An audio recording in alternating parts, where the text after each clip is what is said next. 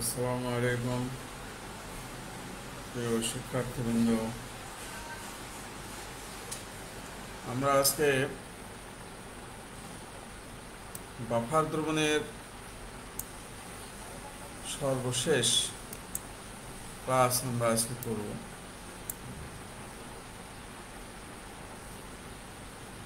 প্রিয় শিক্ষার্থীবৃন্দ, আমরা আজকে বাফার দ্রবণের সর্বশেষ ক্লাস করব।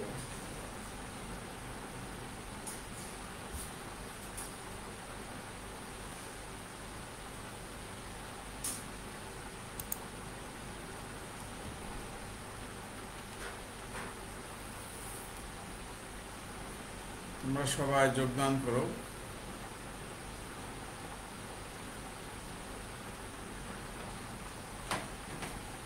আফিয়া, আনিসা, ধন্যবাদ।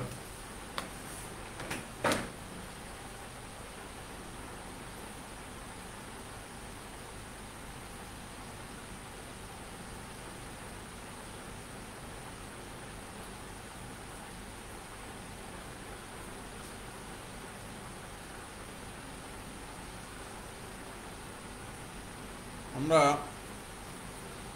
বাফার দ্রবণের একটা অঙ্ক আজকে দেখব।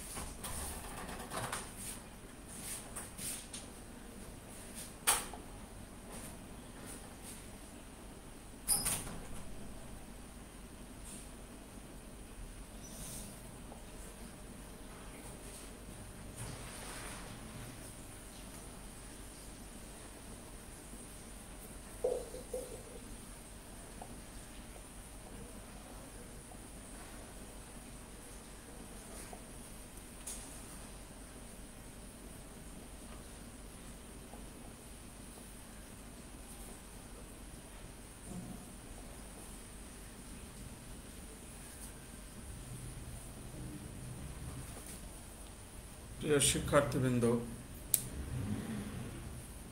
দেখো, একটা অঙ্ক আমি লিখেছি, তোমরা নিজেরা বোঝার চেষ্টা করো।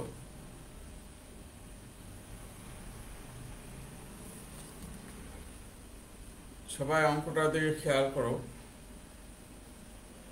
যে লেখা আছে পি 4.86 বিশিষ্ট 45 মিলিলিটার 0.2 মোলার অ্যাসিটেট বাফার তৈরি করতে কত গ্রাম সোডিয়াম অ্যাসিটেট লাগবে? এটা হলো আমাদের প্রবলেম। অ্যাসিটেট বাফার বলতে অ্যাসিটিক অ্যাসিড এবং সোডিয়াম ইথানয়েড আছে।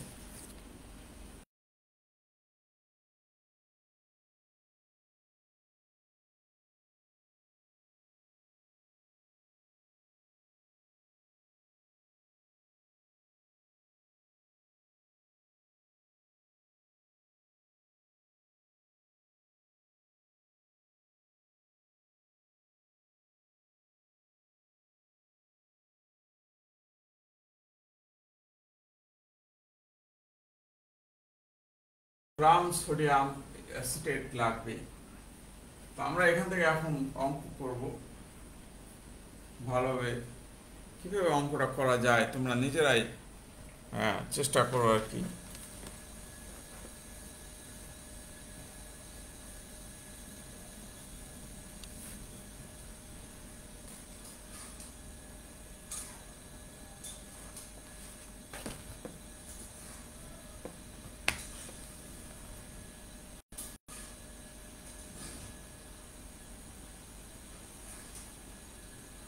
তোমরা নিজেরা এটা ট্রাই করো। 5 মিনিট আমি সময় দিলাম। 5 মিনিটের মধ্যে তোমরা এটা অঙ্কটা করার চেষ্টা করবা।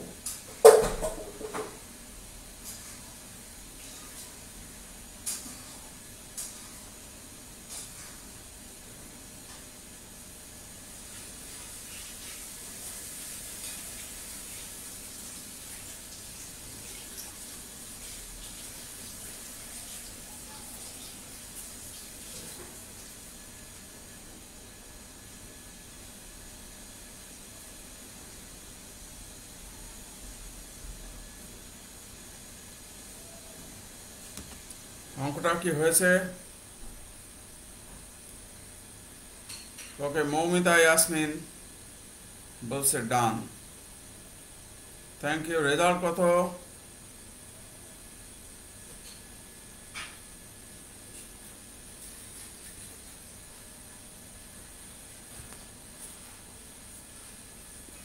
আচ্ছা, আমি করে দিচ্ছি, তোমরা দেখো বা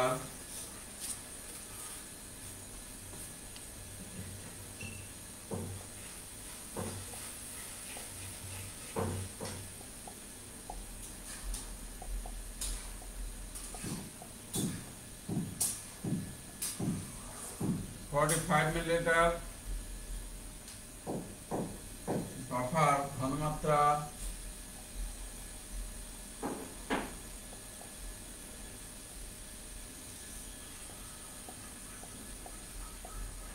0.2 মোলার। যেহেতু এটা অ্যাসিটেট বাফার, এই অ্যাসিটিক অ্যাসিড এবং সোডিয়াম অ্যাসিটেট এই দুটার মিশ্রণ ঘনমাত্রা হলো অ্যাসিটেট বাফার। তখন এটা দুটার যোগফল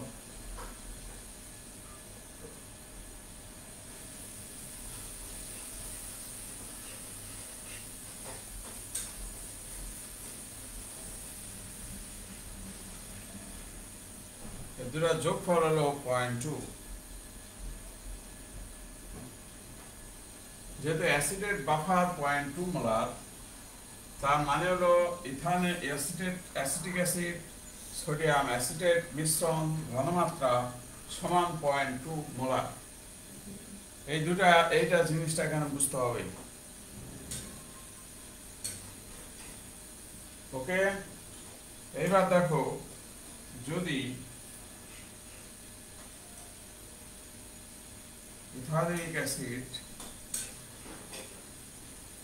যোগ x ইকুয়াল টু 0.2, যদি এই লবণটাকে আমরা x ধরি, তাহলে কি হবে? ইথানিক অ্যাসিড ঘনমাত্রা সমান 0.2 মাইনাস x। এই রিডিংটা আমাদের পেয়ে গেলাম। এই কাজটুকু আগে করতে হবে। প্রিয় শিক্ষার্থীবৃন্দ, বলা আছে অ্যাসিডেট বাফার 0.2 মোলার, মানে হলো অ্যাসিটিক অ্যাসিড এবং সোডিয়াম অ্যাসিটেট দুইটার ঘনমাত্রার যোগফল 0.2। আমাদেরকে এখানে ইথানিক অ্যাসিড ঘনমাত্রা সমান এটা আমাদেরকে বের করে নিয়ে আসতে হবে। এই কাজটা আমরা আগে করে ফেলবো। এই কাজটা করার পরে আমাদেরকে এখন ফর্মুলা সূত্র লিখতে হবে। এবার লেখো। এবার আমরা ফর্মুলা লিখব। ফর্মুলা আমরা জানি, বাফার দমনের ফর্মুলা।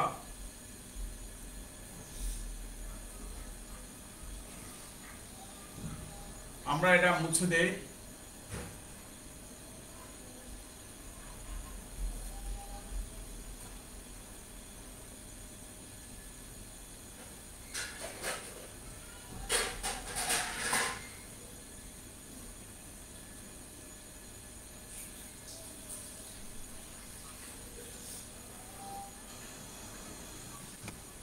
আমরা ফর্মুলা জানি যে pH equal to pK plus log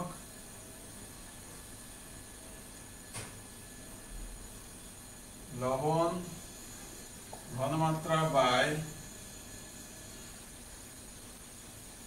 acid ঘনমাত্রা। এটা আমরা জানি। এখন আমরা এখানে মানটা বসায় দেবো। এখানে আমরা pH এর মান জানি। pH অলরেডি আমরা কত দিয়েছি? pH এর মান দেওয়া ছিল হলো 4.86 আর 4.76। 4.86 4.76 প্লাস লগ, দেখো এখানে আমরা লবণের ঘনমাত্রা x ধরেছি আর এটা 0.2 মাইনাস x ধরেছি। এই এখন এটাকে আমরা ক্যালকুলেশন করব। এটাকে আমরা যদি এখন ক্যালকুলেশন করি,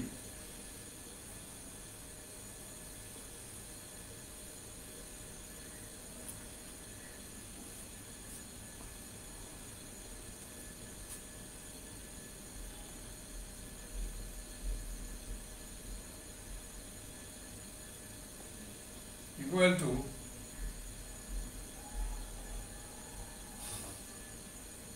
4.86 minus 4.76 equal to 0.10। এইটুক দাঁড়াবে আমাদের। এ পর্যন্ত আশা করি তোমাদের ক্লিয়ার, সমস্যার কথা না। এবার এখানে x by 0.2 sorry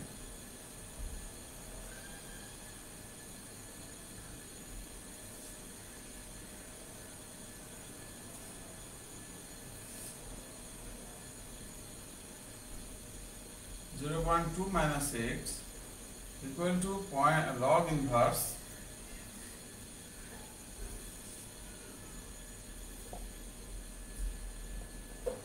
log inverse 0.10 এই অবস্থা দাঁড়াবে। এখন এই অবস্থা থেকে আমরা রেজাল্টটা বের করতে পারবো। x ইকুয়াল টু ক্যালকুলেশন করতে হবে, এটা x ইকুয়াল টু রেজাল্ট আসবে। এখানে যদি এটা ক্যালকুলেশন করো কত হয় দেখো, শিফট পে লগ দিয়ে 0.1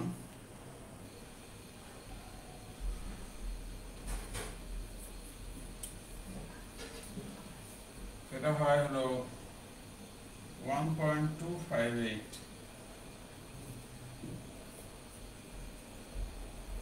তাহলে x equal to 1.258 0.2 minus x, এটাকে যদি ক্যালকুলেশন করা যায়, এটা এদিকে নিয়ে আসতে হবে তোমার 2.258 ইকুয়াল টু এত ইন্টু 0.2517 এরকম রেজাল্ট আসবে। এত x ইকুয়াল টু, তাহলে x ইকুয়াল টু রেজাল্ট আসবে x equal to 0.2517 divided by 2.258 বা 2.258, এটা ক্যালকুলেশন করলে 0.11 রেজাল্ট আসবে। এই রেজাল্টটা আসবে।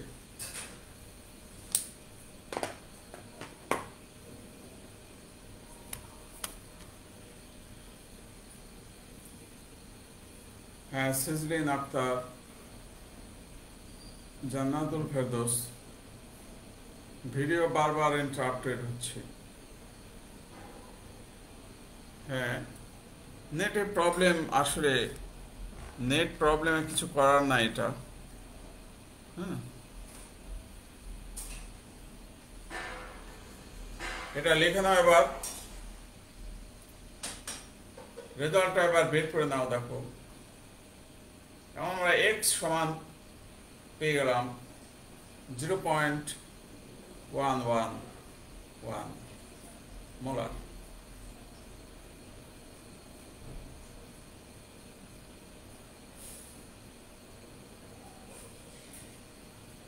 এখন আমরা এই x এর মানটা পেয়ে গেলে অটোমেটিক্যালি আমরা ইথানোয়িক অ্যাসিডের মান পেয়ে যাব।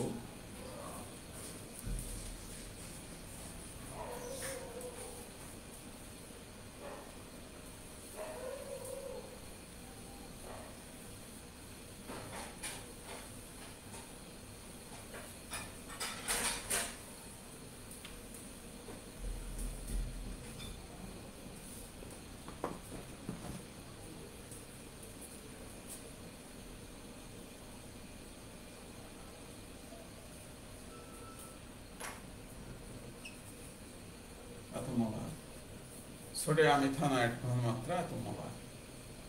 তাহলে ইথানোয়িক অ্যাসিড ঘনমাত্রা কত হবে? 0.2 মাইনাস 1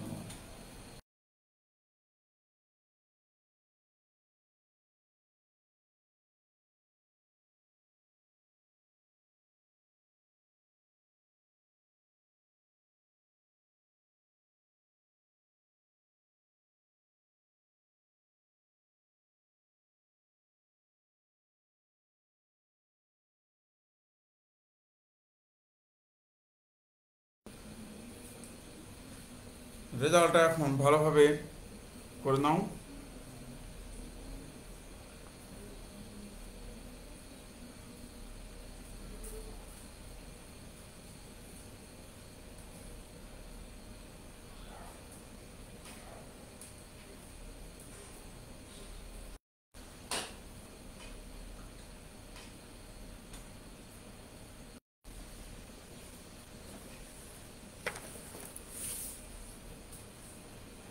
এবার আমরা আর একটা অঙ্ক করব, একটু একটু ব্যতিক্রম ধর্মী একটা অঙ্ক।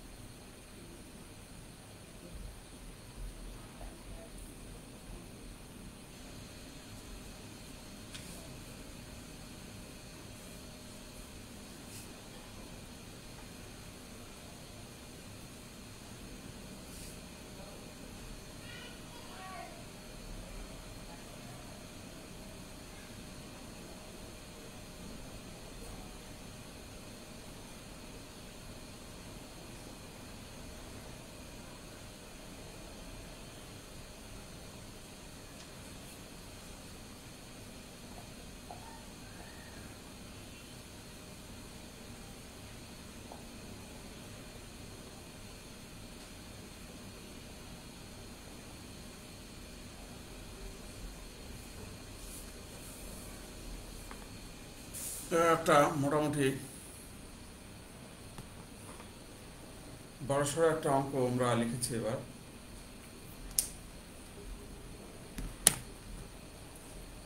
অঙ্কটা আগে উঠে নাও সবাই, অঙ্কটা আগে সবাই লিখে নাও।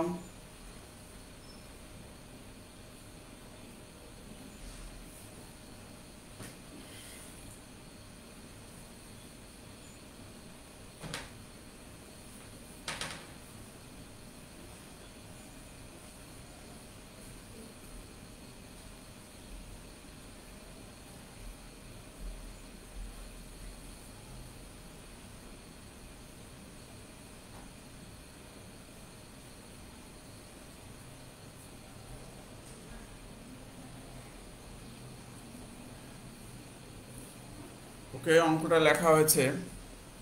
এবার আমি কাজ করি, দেখো কার্বন ডাইঅক্সাইডের দ্রাব্যতা আগে বের করতে হবে।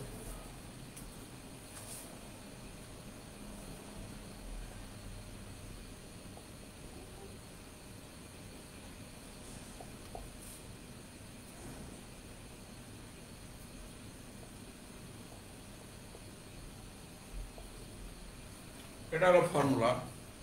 এই ফর্মুলাটা কোথায় থেকে আসছে? এই ফর্মুলাটা দ্বিতীয় চ্যাপ্টার থেকে আসছে, হেনরির ল। দ্বিতীয় চ্যাপ্টারের দ্রাব্যতা, গ্যাসীয় পদার্থের দ্রাব্যতা, সেখান থেকে আমাদের এটা আসছে, এই ফর্মুলাটা আসছে। হেনরির ল, হেনরির সূত্র, কেএসপিকে চাপ দিয়ে গুণ দিলে দ্রাব্যতা পাওয়া যায় গ্যাসীয় পদার্থের। এটা গ্যাসীয় পদার্থের ক্ষেত্রে এই সূত্রটা প্রযোজ্য। এখন এখানে আমরা যদি কেএসপির মান বসাই, দেখো কেএসপির মান কত দেওয়া আছে, 0.03 ইন্টু মোট চাপ কত দেওয়া আছে, 40 millimetre, 40 millimetre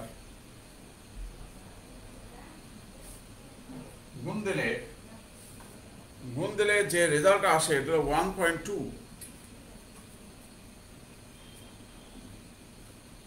millimole per litre, এই রেজাল্ট আসবে। এটা হলো কার্বন ডাইঅক্সাইডের দ্রাব্যতা বের করার একটা ফর্মুলা। এখন এখান থেকে আমাদেরকে বাফার দ্রবণের অঙ্ক করতে হবে। কার্বন ডাইঅক্সাইড যখন পানিতে দ্রবীভূত হবে, কার্বন ডাইঅক্সাইড যখন পানিতে দ্রবীভূত হবে তখন কার্বনিক অ্যাসিড তৈরি করে। তাহলে কার্বন ডাইঅক্সাইড 1 মোল, এটা 1 মোল, তো এটা যদি 1.2 মিলিমোল পার লিটার হয়, তো কার্বনিক অ্যাসিডটাও 1.2 মিলিমোল পার লিটার এটা হবে। এটা 1 মোল থেকে 1 মোল তৈরি হয়েছে, তো এটার মোল যা হবে এটারও তাই হবে। তাহলে এখান থেকে আমরা কার্বনিক অ্যাসিডের ঘনমাত্রা আমরা পেয়ে যাব। অতএব আমরা এখানে পাশে লিখে নেব, অতএব কার্বনিক অ্যাসিড ঘনমাত্রা এটা সমান 1.2 এত মিলিমোল পার লিটার। কার্বনিক অ্যাসিডের ঘনমাত্রা আমরা পেয়ে গেলাম, একটা ঘনমাত্রা আমরা পেয়ে গেলাম। এবার বাইকার্বনেটের ঘনমাত্রা দেখো দেওয়া আছে, হ্যাঁ, এই যে বাইকার্বনেটের ঘনমাত্রা 24 মোল পার লিটার, এটা আমাদের দেওয়া আছে।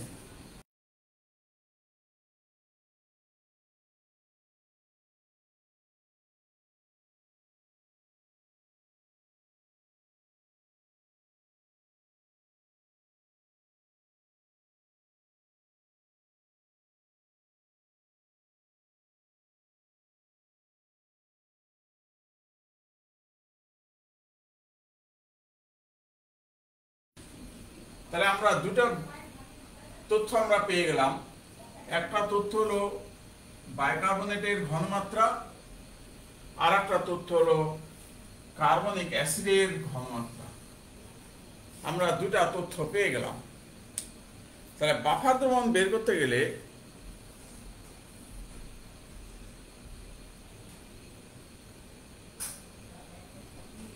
রাকিব আহমেদ স্যার প্রশ্নটা ছিল কত গ্রাম লাগবে।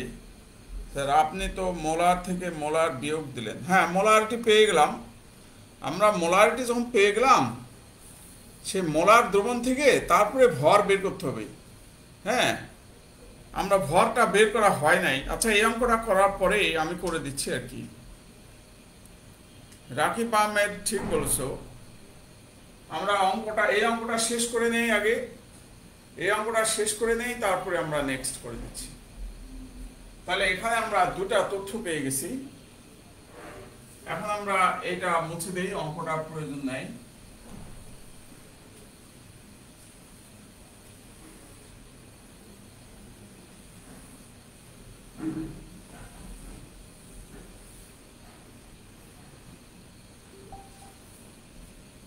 এবার দেখো আমাদের ফর্মুলা হলো pH equal to pKa plus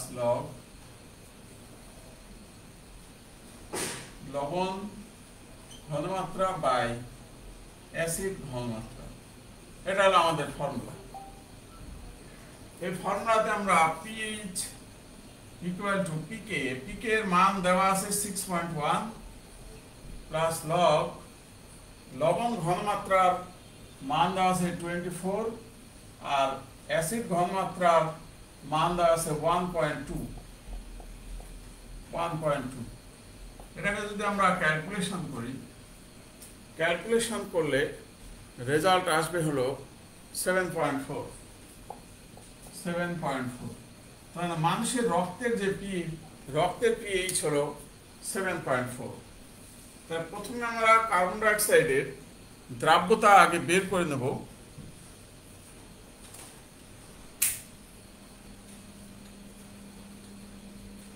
প্রথমে আমরা কার্বন ডাইঅক্সাইডের দ্রাব্যতাটা আগে বের করে নেব KSP দিয়ে। আর যেহেতু কার্বন ডাইঅক্সাইডের দ্রাব্যতা 1.2 মিলিমোল পার লিটার, কার্বনিক অ্যাসিডের ঘনমাত্রা 1.2 মিলিমোল পার লিটার হবে, যার জন্য কার্বনিক অ্যাসিডের ঘনমাত্রা এটাই হবে।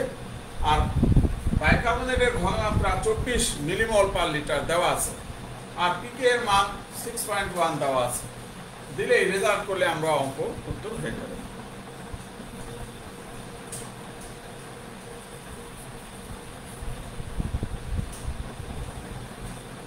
প্রিয় শিক্ষার্থীবৃন্দ, আগের অঙ্কটা মোলারিটি বের করা হয়েছে। হ্যাঁ, মোলারিটি বের করার পরে ভর বের করা হয় নাই। আমাদের একজন প্রশ্নটা করছে যে রাকিব আহমেদ, আগের প্রশ্নে ভর বের করা হয় নাই, সরি, আমরা মোলারিটিটা বের করে আমরা চলে গেছি, আমরা ভুলে ভরটা বের করা হয় নাই। তা আমরা ওই অঙ্কটা করে দিচ্ছি এখন, অতিরিক্ত অংশটা এটা আমরা মুছে দিলাম। তাহলে সবার আশা করি লেখা কমপ্লিট হয়েছে।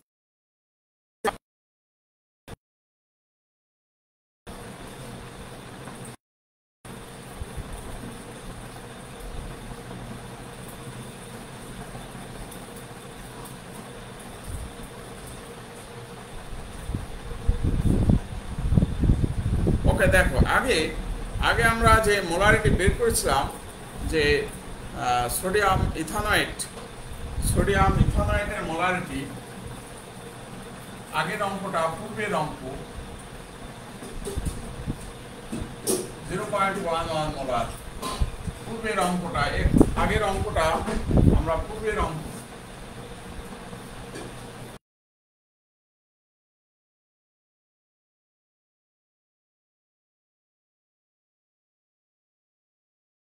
মোলারিটি এটা বের করেছিলাম। এরপরে ভরটা আমাদের বের করতে হবে। ওকে রাকিব আহমেদ, থ্যাংক ইউ। হ্যাঁ, এখন এখান থেকে তাহলে আমরা সোডিয়াম ইথানয়েটের ভর কিভাবে বের করব সেটা। এখানে ফর্মুলা আছে একটা, দেখো, S = W/M × 1000/V, এরকম একটা ফর্মুলা আছে। এই ফর্মুলার সাহায্যে মোলারিটি গণনা করা হয়, তোমাদেরকে আগেও শেখানো হয়েছে। তো এখান থেকে W =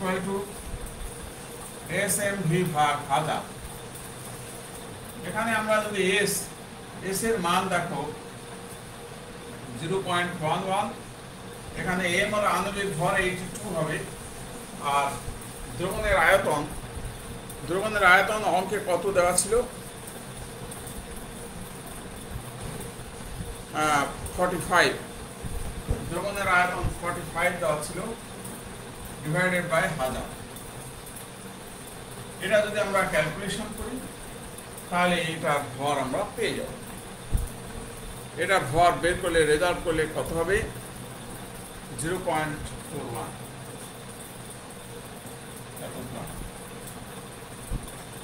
ওকে, থ্যাংক ইউ রাকিবকে ধন্যবাদ। আগের অঙ্কটা আসলে আমরা মোলারিটি বের করে চলে গেছি, বাট ভর বের করা হয় নাই। তোমরা এটা লিখে নাও সবাই।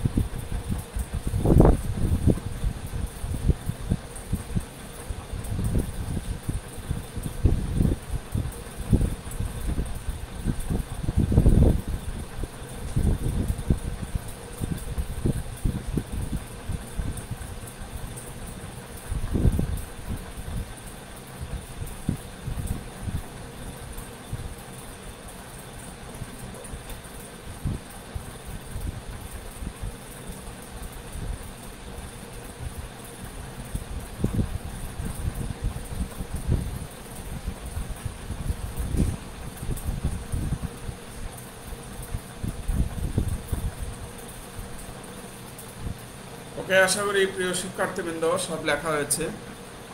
হ্যাঁ, আতিফ শাহরিয়ার, ধন্যবাদ।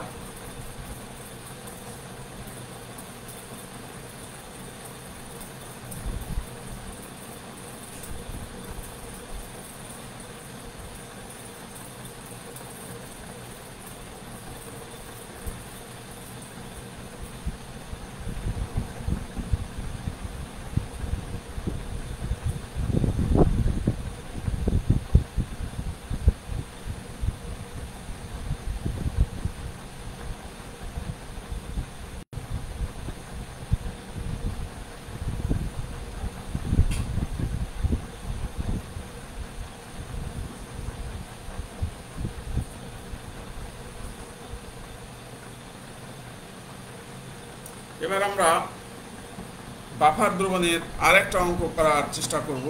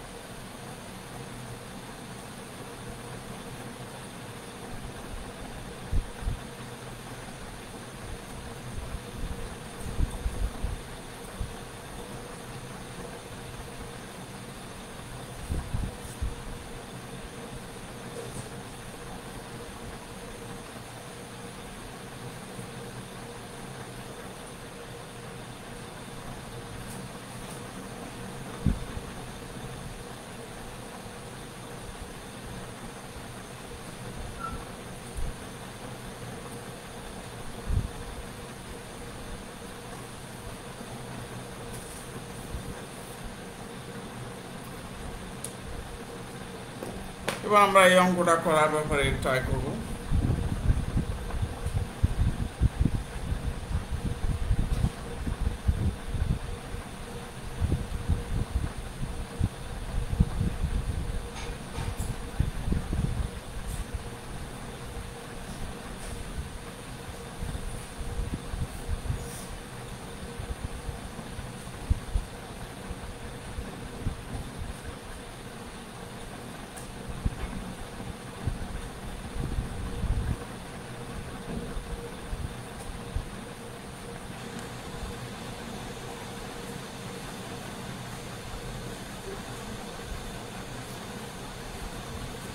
আমাদের ফর্মুলা হলো pH equal to pKa plus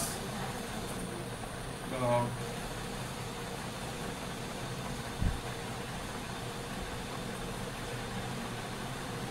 লবণ বাই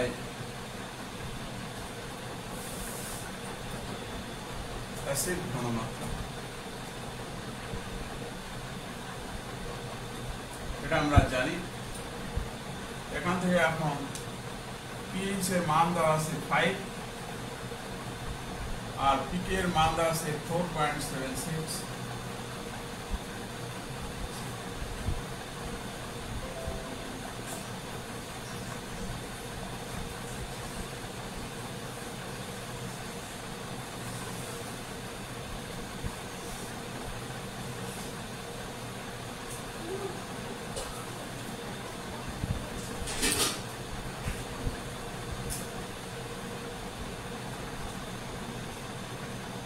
এখন এখানে আমরা দেখো মানগুলো যদি বসিয়ে দেই তাহলে রেজাল্ট কি আসে।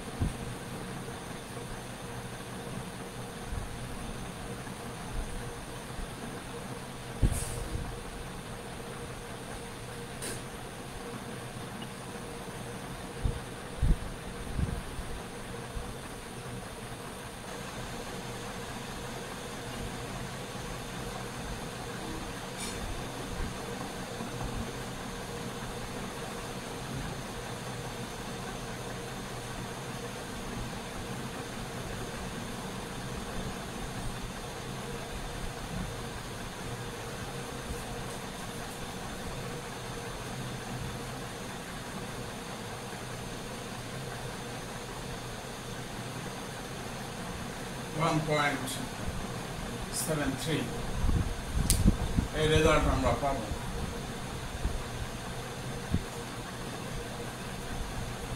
এই অনুপাতটা আমরা পেয়ে গেলাম। তার মানে এই অনুপাত অনুসারে যদি আমরা মিশাই লবণ এবং অ্যাসিডের অনুপাত যদি এত থাকে, এই অনুপাতে যদি আমরা মিশাই, তাহলে আমাদের বাফার দ্রবণের পিএইচ 5 হবে। এটাই অঙ্ক, খুবই সংক্ষিপ্ত অঙ্ক এটা।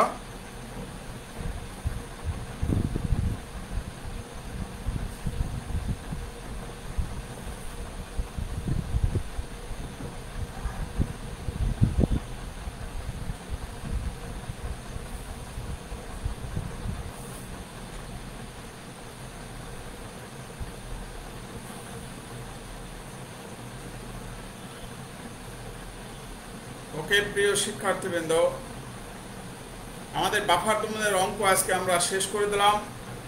আমাদের নেক্সট ক্লাসে সবাই জয়েন করবা, জৈব রসায়ন পড়া শুরু হবে। আগামী ক্লাস থেকে